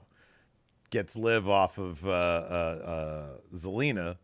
Dom shoves Ray down. Liv smiles and reaches for Dom as he leaves the ring, and she follows him up the ramp, completely enamored with him. Ray and Zelina recover. Ray's music plays. So it's all these relationships pre-existing that creative has built up to make us not peel our eyes away from the television. Yep.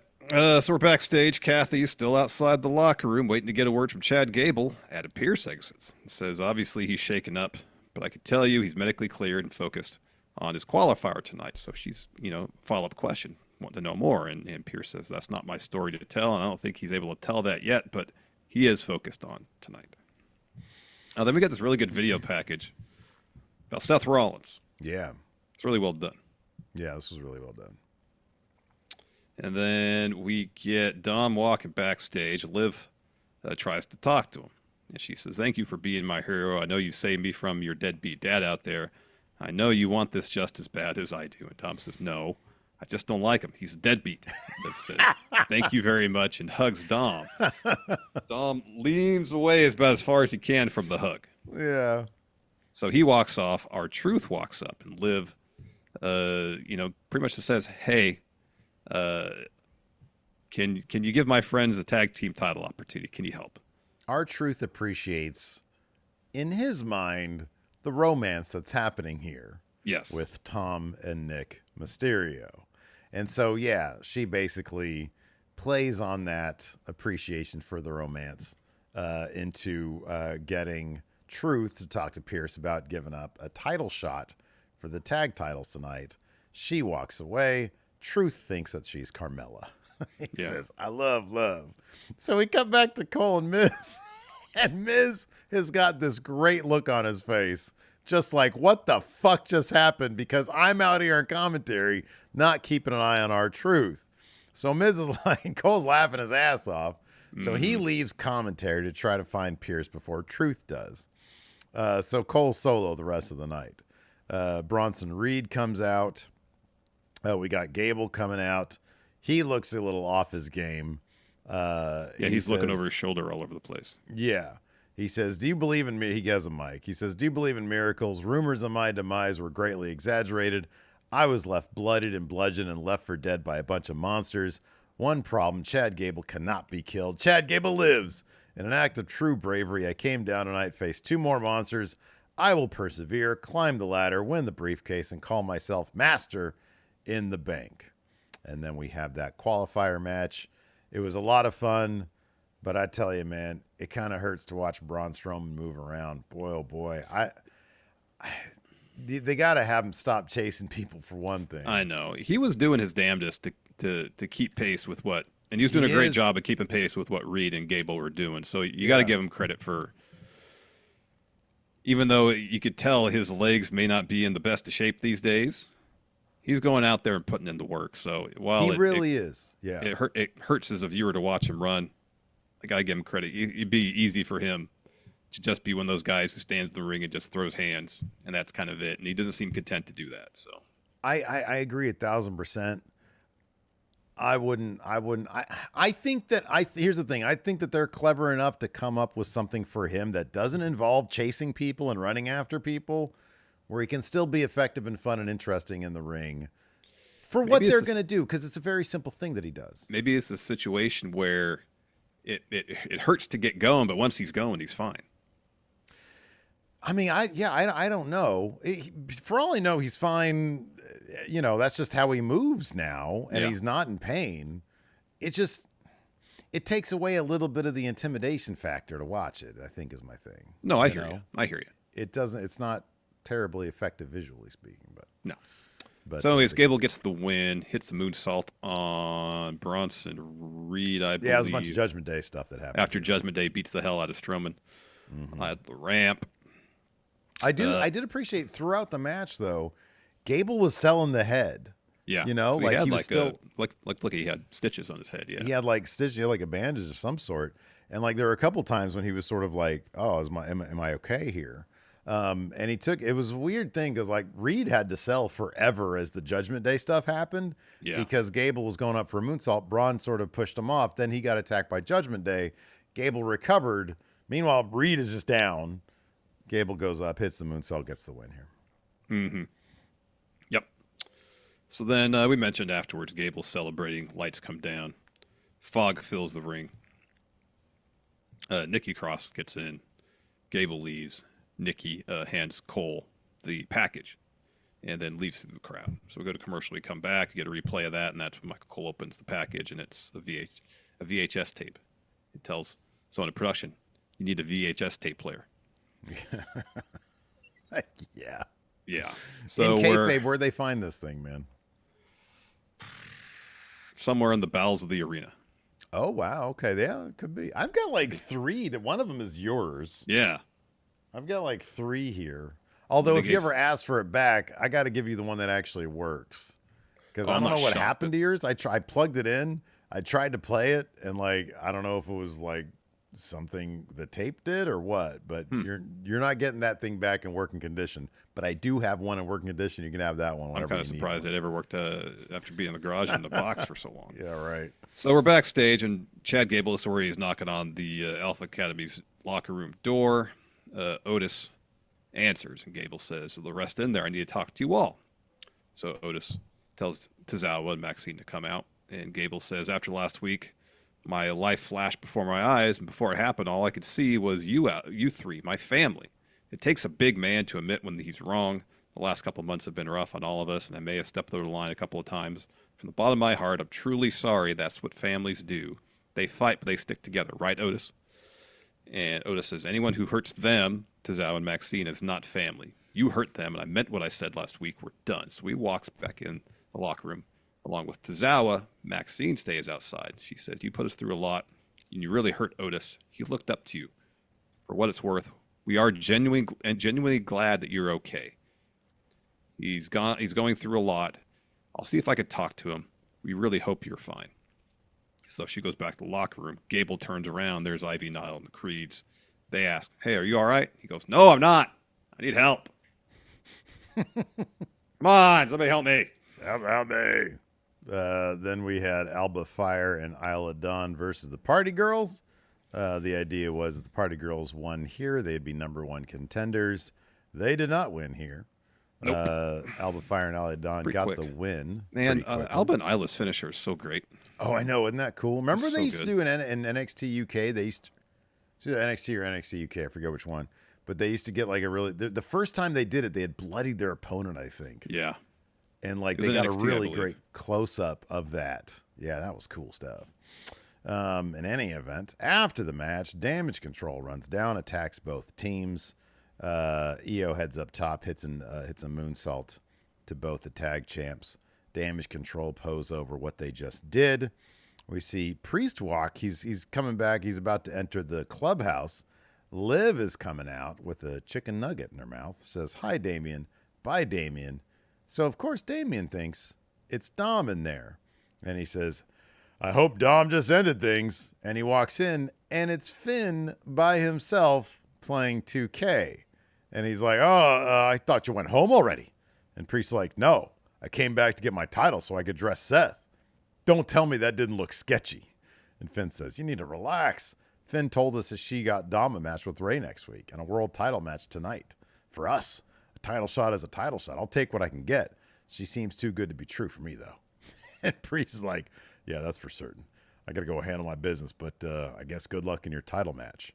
And then Finn gave kind of a look once Damien left, like, "Oh, God." He did. He did this. Yeah, cartoonishly happy that Damien Priest didn't catch something else. Whatever other joystick he was playing with, I don't know. Oh, my goodness. Oh, man.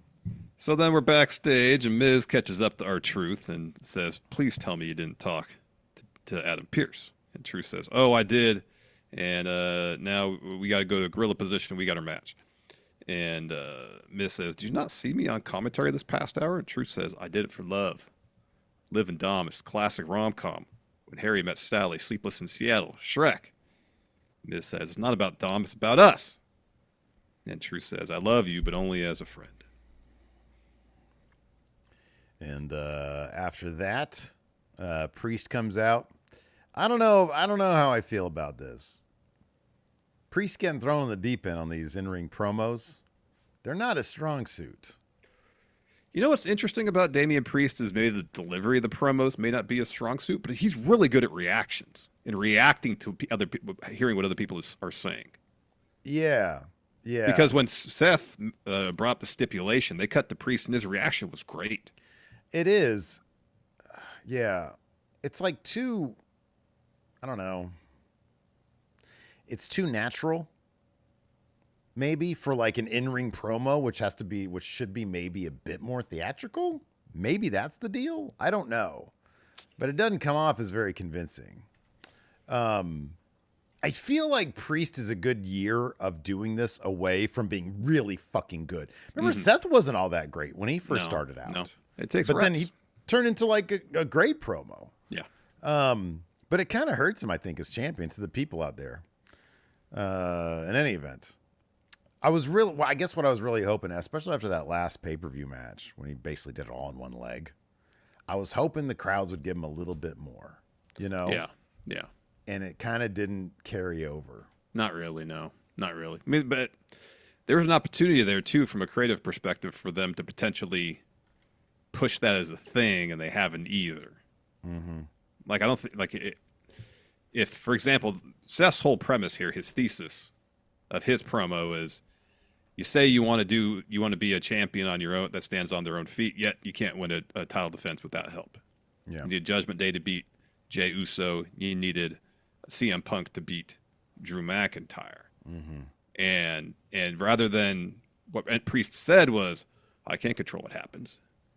If he had said, circumstances sometimes get in the way. Did you not see I almost lost my leg during that last match? Yes, yet I still won. You know, like bring up that he's overcome really adversity. Point, yeah. Even if he had help in this last match, Damian Priest himself, had to overcome adversity to be in a position to even get the win. Mm-hmm. Yeah. Like maybe if they brought that up. Yeah, lean into it. I agree. I think that's a good point. John Hosey has a good point. Says, when Roman started talking back in the day. Oh, my God. And he had to do with that fucking atrocious dialogue that Vince gave him. Yeah. I think Priest is going to get... I honestly think that this is going to be one of those situations where Priest's first title run is not going to be remembered particularly fondly, but he'll get it back, and at that point, it'll be kind of inevitable, you know? Yeah. So Seth was kind of not happy that Priest issued the challenge last week, so he said, how about we add a stipulation to make things a bit more interesting? And that's when he said, if you win at Money in the Bank, I can't challenge for the title again as long as you're champion. But if I win, you got to leave Judgment Day. Priest did a great job of selling the impact of that. Yeah. And so he really takes his time mulling it over while the crowd's chanting yes. And you can see him process it. Yeah. Which leads to this next line here. So he says, we can find out if you really assess it. We can find out if you really walk a mile in my shoes. What do you say? And Priest laughs and says, I like it. The way I see it, I'm champ. Judgment Day needs me a whole lot more than I need them. As far as your stipulation, I accept. Yeah. Gunther's music hits. He comes to the ring. He's been off TV for a number of weeks. He has been, yeah. He says, I fully understand. There's a lot on the line here, the championship and your agreement. At Money in the Bank, you got the workhorse Seth Rollins versus the man carrying Raw on his back right now. It's good on Gunther for putting over Damian Priest. Yeah, right. Says, good luck to you, Seth. Good luck to you, Damian. I cannot wait to see this match. Gentlemen, may the better man win, but don't make a mistake. At SummerSlam, the better man out of the two of you will be the lesser man when he step in the ring with me. Mic drop, Gunther leaves. Well, see, that's why he's putting him over so much. Because the punchline is, you're carrying Raw, you're a legend, you're the guy who brought prestige to this title, but you're both going to be, neither of you are as good as me. And it's funny because like Gunther's promo delivery is so like unorthodox because, you know, largely I think because of the language thing, but the crowd buys it. They buy it because they know what Gunther is. Mm-hmm. And I think that's sort of the difference with Damian Priest because he's got kind of an unorthodox promo style as well. And yeah, I think you're right, dude. I think if he had given that reminder of like, this is what I did on one leg, I think they would buy into him a bit more. Yeah. Anyways, after that, Cole says they found an old VHS tape player, a.k.a. a VCR. Very good. Video cassette recorder. You got that. What does VHS stand for? Video home system? I don't know. System? Probably, right? Anyways, you'd think that'd be the name for a VCR, though. Yeah, I know. But it's a video cassette recorder. So anyways, we talked about this a little bit, but we'll go ahead and get into the detail here. So, yeah, video home system. Okay. It's weird. So it shows how it should be home video system, right? We're gonna obsess over this now. But I guess VHS. A VCR should be called a home video system. Yeah, and the VHS tape should be called a VHS tape. Yeah, that makes sense. It should be a VCT. But it should be an HVS home video system. Yeah, right. Yeah, instead of VHS. Yeah. Who thought about that shit? Interesting. Anyways, so Uncle Howdy says, are you happy? How have you been since the loss? Do you feel as though you've been forgotten? Do you even remember who you are? Cuts to Bo Dallas. And he says, I'm nobody. And Howdy says, there you are. How did it feel when your brother died? Bo says, like the most important thing in my life was taken away from me. Like nothing will ever matter again. Howdy says, do you think you were exploiting your brother's legacy? Bo says, all I ever wanted my whole life was to be like my brother. I looked up to him and I wanted to be him. I worked my whole life to be there next to him. We were going to rule together. We were there. Then it was taken away from me, and there is no one on earth that hurts more than me about his loss. No one feels how I feel. What am I supposed to do? Become a mausoleum and watch everybody forget about what he fought for, what he believed in? They wanted to forget about me and all of us. We made them remember. We made them all remember. And I thought that was a really interesting point, too. They wanted to forget about me. I remember when Bray first passed, a lot of the questions that we got here on the show is, should they continue on with the Uncle Howdy stuff? And I remember, I know for myself, and I forget what your answer might have been, but I was like, I don't think they can. I think this is the kind of thing. And so I think a lot of the sentiment back then was, he passed. We have to let that lay. We have to let that rest, which means forget about Bo, which I thought was a really interesting point to bring up. Howdy says, yes, we did. And then it just glitches. But the editing with all the, glitches and, at one point it was like a freeze frame on Bo while he was talking, and then it cuts to him actually talking. Yeah. I thought it was a masterful promo. It was really it was really good. It was really, really and good. It was the set, you could barely tell this. It was in Firefly Funhouse. It was a Firefly Funhouse set. Yeah, you can only really tell because of the door in the background. Because they do a shot to end it of both of them in profile looking at each other. Mm-hmm. And then, they're lit, but the background is mostly, very faintly lit. And you can just make out the door between them, which is the door of the Firefly Funhouse. Yeah. Yeah. After that, what? Oh, I was going to say really quickly, we got sorry, I am looking at these super chats really quickly here. Okay, so after John Hosey's 5 gifteds, Ray loves trench coats with a super chat. Says, HBK is my all-time favorite. I've had a hard time staying interested since he retired, but ever since Triple H took over, I've been hooked again. Given that SmackDown rating, I think a lot more people are coming back, too. Yeah, that was a huge number. Corey Mills, the super chat, says, as much as I want to see the documentary, it's honestly a bad move to show it. I want these characters to keep the integrity behind the performance. I mean, it's a good point of view. I always prefer to see the curtain get pulled back a bit. Same. I'm interested in the process. I don't think they're going to compromise the integrity of the characters anyways. I wouldn't think so, no. Broke Duty, or the super chat, the membership for 16 months, says, have the Wyatts feud with the Final Testament, which would keep them as sympathetic face group and give Final Testament real heel heat. Or our Final Testament just that bad? Hey, Cross got a win over his seventh world champion he's beaten. Yeah. Marvin Max here gifted a membership to the community. Thank you very much. Thank you. The Stone Shooter became a Friendo Club member. Thank you very much. You. John Hosey has a good point. Says with a super chat, over 1,000 viewers, but barely over 200 likes. Hit that like button. Yeah, man, we gotta jam those likes. Now that we're coming down towards the finish of the show. Yep. Helps grow the show. Marvin Max also gifted a membership to the community. Thank you very much. And then Jana here with the $10 super chat says, Dom acting innocent to the public, but different in private. Commentary brought up his reposting of Liv online. If he wants nothing to do with Liv, why isn't her number blocked? Oh, man. Because to be young. That's what it is. To be young and foolish. That's why. Because you don't always think right, Larson. That's correct. Before we get back to the Raw recap, got some sad news. Sika, Roman Reigns' father, WWE Hall of Famer, passed away.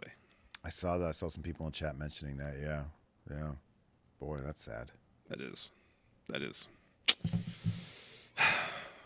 I guess next on Raw, got Kofi Kingston versus Karrion Kross. You mentioned Kross got the win here is because, Xavier Woods is getting beaten up backstage by the rest of Final Testament. And there's enough to distract Kofi. Cross hits him with the final prayer to get the win. Yeah, it was a pretty smooth transition into that. Into that situation. Yeah, the 20-year in YouTube chat says Siki got to see his son be at his peak though. Yeah, I mean that I couldn't imagine what that would be like to watch your kid just ascend to the highest of highs in the industry. You know, that's got to be a pretty great feeling there. Let's see here. We had advertisements for next week. Sheamus, Drew, and Ilya next week for the qualifiers. You had mentioned that was supposed to be Ludwig Kaiser. Yeah, that's in what I that saw role. online. Is that what it was supposed to be? Okay. And then also we're going to get Zoe, Dakota, and Ivy Nile. Also, we're going to get Dom versus Ray. They're going to revisit that. Liv versus Zelina next week for the women's world title. I wonder if right now we've got 5 matches for Money in the Bank.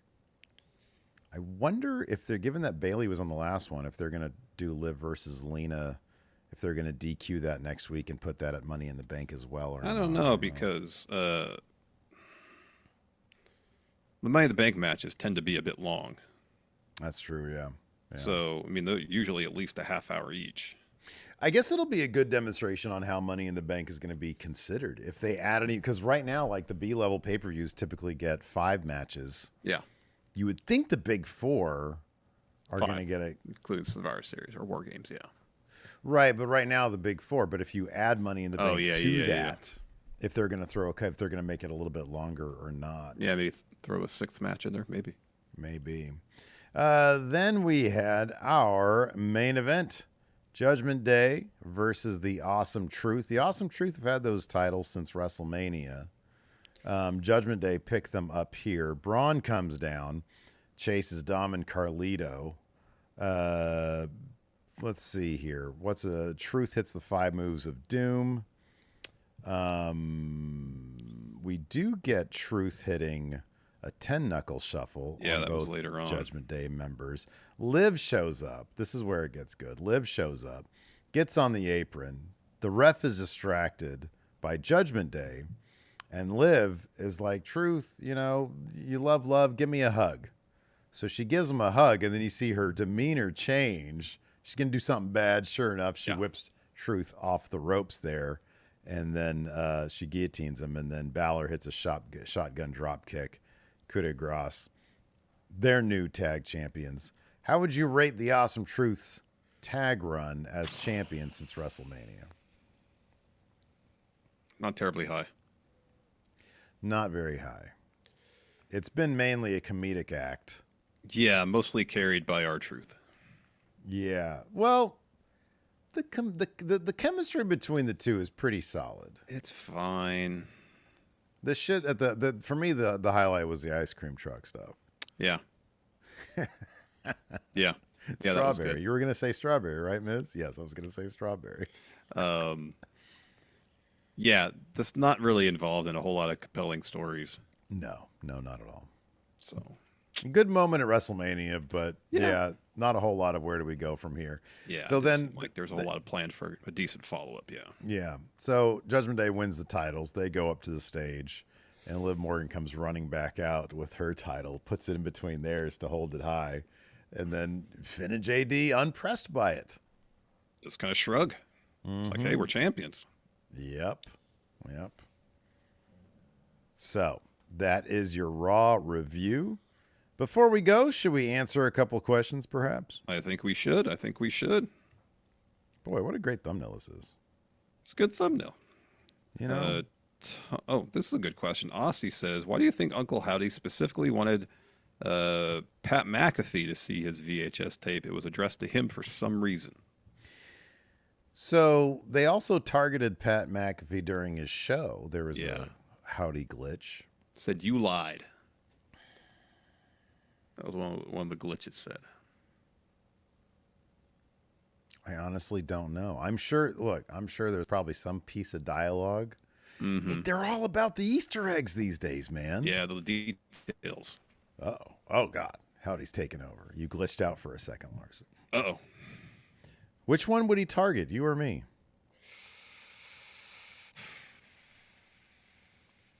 That's a good question. You know, you've claimed in the past that I've been a bit of a fibber, a twister of truths, if you will. Oh, I think that's been well established in a few occasions. Yes. Would he come after me for that stuff? Maybe Steve lied. Wow. I mean, I still dispute that, but I mean, you admitted on camera to one of your mistruths. What are you talking about? That you took Big Red rather than it being stolen. Oh, that was under duress. That was a classic forced confession situation from you, man. I've seen enough Dateline to know when the man is trying to keep you down. Forced confession, I claim. You let your guard down for a moment and told the truth is what it was. What is that? You know, I have the official police report on that one. I got to get that out at some point.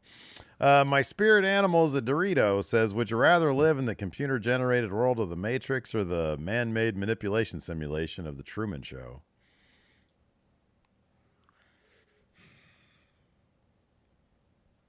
Wow, I'm surprised you're taking this long. For me, this is an easy one. Which one is it for you? The Matrix. If I know that this is a simulation, I can figure out the simulation. Unbeatable. I was going to say unbeatable. That's true. Yeah, if you could figure out the simulation, then you got powers. For the Truman Show, you just leave the dome you're living under. The only scenario in which you'd be able to actually windmill dunk on my ass is if it was the Matrix. That's not true. If I could jump off a trampoline or you're playing on 7-foot rims, I could do it there. How great would that be? You come running at me with the ball, and then there's 5 Larsons in front of me. Like, oh my God, which one is real? It's 5-on-1 now, Steve, and then we all windmill dunk on you. Quintuple poster. That's what it is, Steve. Yeah, man. Frozen Tape asked, does the final boss screw over Cody's team at Money in the Bank? I don't know. Bad Bloodline has to win that match, though. Oh, Money in the Bank? Bad Bloodline. Especially if Jacob Fatu's on Team Bloodline. Yeah, you would think they have to win. Johnny Night Move says, and I kind of agree with this one, man. I'm curious to get your take on it. So the Braun Breaker, Braun Strowman closeness has been bugging me for weeks. Braun. Now that we have a flub by Ludwig, should there be a name change or drop one of their first names or last names? I kind of feel like, yeah. When it was like Michael Cole or Adam Cole, that's one thing. Yeah. Braun it's not a common name, and they don't necessarily. I know Cole last night at one point referred to him simply as Breaker. Ludwig did have the flub. I was shocked when Braun Breaker went back to talk to Pierce, and he had to name drop everybody that was involved in his shit. He did a pretty smooth job of it. He did, yeah. Yeah, dude, I kind of feel like maybe there should be some sort of thing where you just refer to him as Strowman. So I was going to suggest Bronson Breaker, but then Nikyle says there's Bronson Reed. You can't do that. Oh, you can't do Bronson. Yeah, it seems inevitable that at some point either Strowman or Breaker has to lose their first name. And I don't know if you could just have a wrestler these days just in the year 2024 just named Breaker. Yeah, Strowman makes more sense, doesn't it? Strowman makes more sense. Yeah, just call him Strowman. I hate to say it, but it's like in this situation, Vince was right about that kind of stuff. It's just he went overboard with it. There's instances where, yeah, it could be an issue. Yeah. Mm-hmm. Yeah. Nikyle here says, what would be your respective catchphrases to describe winning Money in the Bank without saying money? For example, Chad Gable last night says he would be master in the bank. Wow, yeah. And then also, I'll piggyback on this. What would your custom briefcase look like? Sid painting on it. You'd put the Sid painting. Oh, I appreciate that. I'm on there with you. Or would you crop me out? Maybe I'll have 2 Sids in me. Be like the Matrix. Yeah. 2 Sids. Money in the Bank. You know what I would do? In order to prevent somebody from stealing my Money in the Bank briefcase, I put a human feces in it, and I'd call it Money in the Stank. Tries to like, oh my God, Oh, this smells like atrocious. somebody pooped in it because I did. And then I'm like, stink cash it in. They're like, oh, that would prevent any referee from being like, are you sure you want to do it? I'd be like, cash it in. Like, oh God, okay, yeah, just get do this it. out of my hands immediately. Yeah, that's good. Money in the Stank. What we could do is how about this? You have a briefcase. Someone takes it and they open it up, and rather than the contract being inside, there's some sort of $2 Party City type prank thing in there. It's Money in the Prank. Money in the Prank. It's briefcase pranks. That's good. How about this? I'll just give you the name, and then y'all can figure out the rest. Money in the Wank. Or Money in the Crank. In the Crank, yes. Oh, man. How about this? How about this? Get a big old picture of George Costanza's dad on it. Money in the Frank. Money in the Frank. That's good. Oh, man. Let's see here. Benjamin Shank here says, with Raw moving to Netflix, what do you guys think they will do for commercials? Will it be commercials or something of the like, or will commercials be replaced by video packages? I imagine they do something like they do on Peacock, where if you have the ad-free version, you get the extra video packages. Otherwise, you get commercials in those spots. It'd be amazing if Raw went down to like 2 solid hours. No commercials, no video packages. Still basically the same amount of time as if it was 3 hours. Or you make it 2 hours and 15 minutes or whatever it would be. Yeah. Yeah, that'd be cool. Yeah, I don't know. I think what you're saying is probably right. A bunch of video packages. Michael Scalmanini says, where do you see the Wyatt 6 going long term? I don't know. I really don't.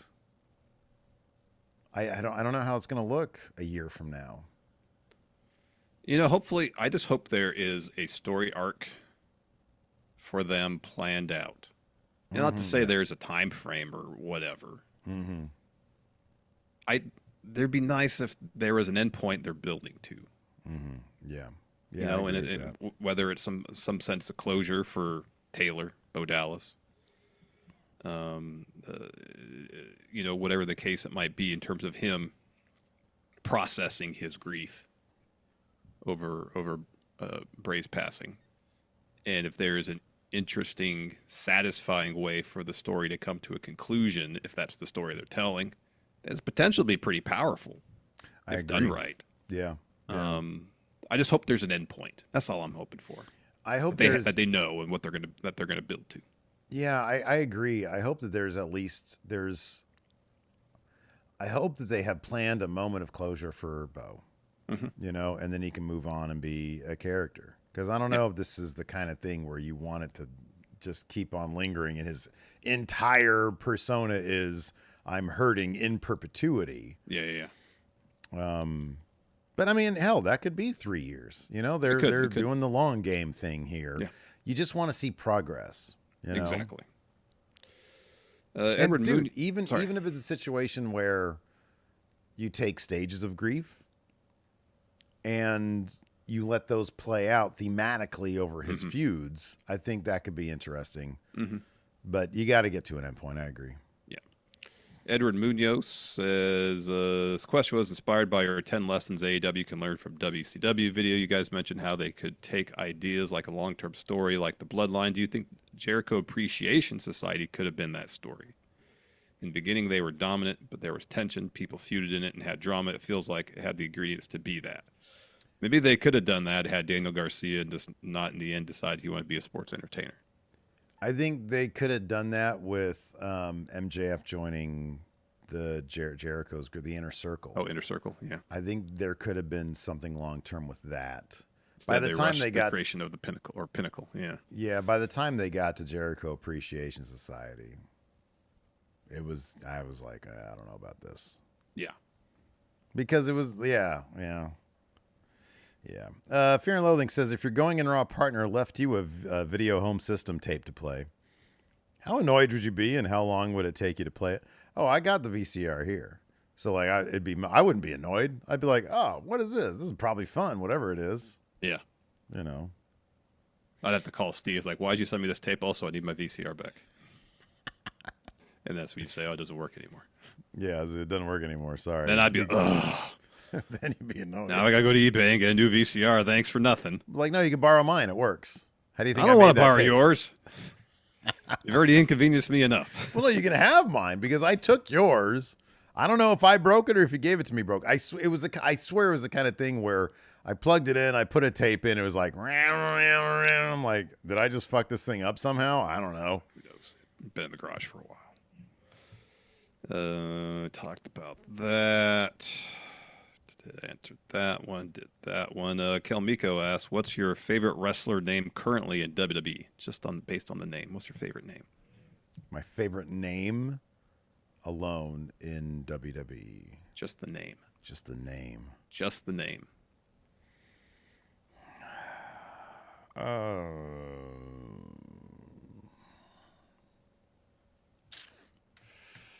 Does it include NXT? Sure. Lexus King. Because Yeah, only with Lexus King will you get the term for their fandom. No. Lex Fenders. No. Nope. Oh, God, no. Hold on. Zaldaran's got it. Salruka. Yeah, what am I thinking? Yeah, that's a good name. I also like the name NXT Lawyer. Oh, yeah. I don't care about his real name. NXT Lawyer is his NXT name. Lawyer. AJ says how. You know, and if he and Salruka started a faction, they'd be Salruka. Don't laugh. That's terrible. No, it's great. AJ says, how and with whom would you book the first failed women's Money in the Bank cash-in? Yeah, it's the 100% success rate right now.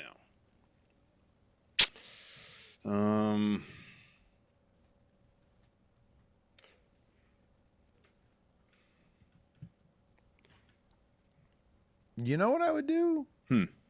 For Liv Morgan to be this devious, and I have no idea, or I have no doubt it's going to continue to get worse and worse for Rhea Ripley. When Rhea finally gets her revenge on Liv, maybe it would be like a year later, because it's not going to happen this year, obviously. But if part of Liv's downfall is her last desperate attempt to rip more from Rhea Ripley is cashing in. Like, Rhea's already won the world title. Liv wins Money in the Bank. And she tries to cash in, and Rhea takes that from her too, and that fails. It's got to be, if you're going to do it, it's got to make sense, and it's got to be a big deal. You know, it's got to be a big purposeful thing, you know. And that's a good feud right now. Bear Winning has a good one. Chelsea Green this year, if she wins it, tries to cash in, and like Piper's like, most of the success we've had as a team has been because of me. Why am I going to help her reach, you know, the summit of be champion? Why am I going to do that? And then from there, a feud between them, something like that. Something where people are, you know, are a team of some sort. Money in the Bank comes between them, and eventually they feud because of a failed cash-in. They could do something like that with Tiffany Stratton and Nia Jax. You know. Angel Zero says, do you think the twist/reveal of Finn being aligned with Liv will happen before or after Rhea comes back?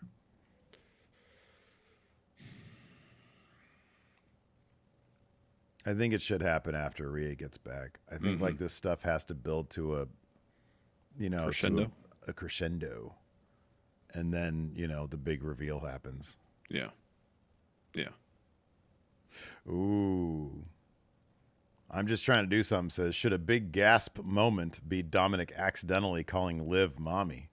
What if he accidentally calls Rhea Liv? Oof. Dom's so good in this position. This performance of his is so good. Yeah. He's so unbothered by the boos. They're just Yeah, a minor inconvenience because he's got much bigger problems. Yes. Enormous problems. Aussie Dragoon here says, can you think of many weeks in wrestling as eventful storyline wise as WWE this last week? A lot happened storyline wise, kayfabe. Dude, I don't know if this is like a thing where, okay, we're heading into Money in the Bank. Like, we just got past, what was the last paper we just got through?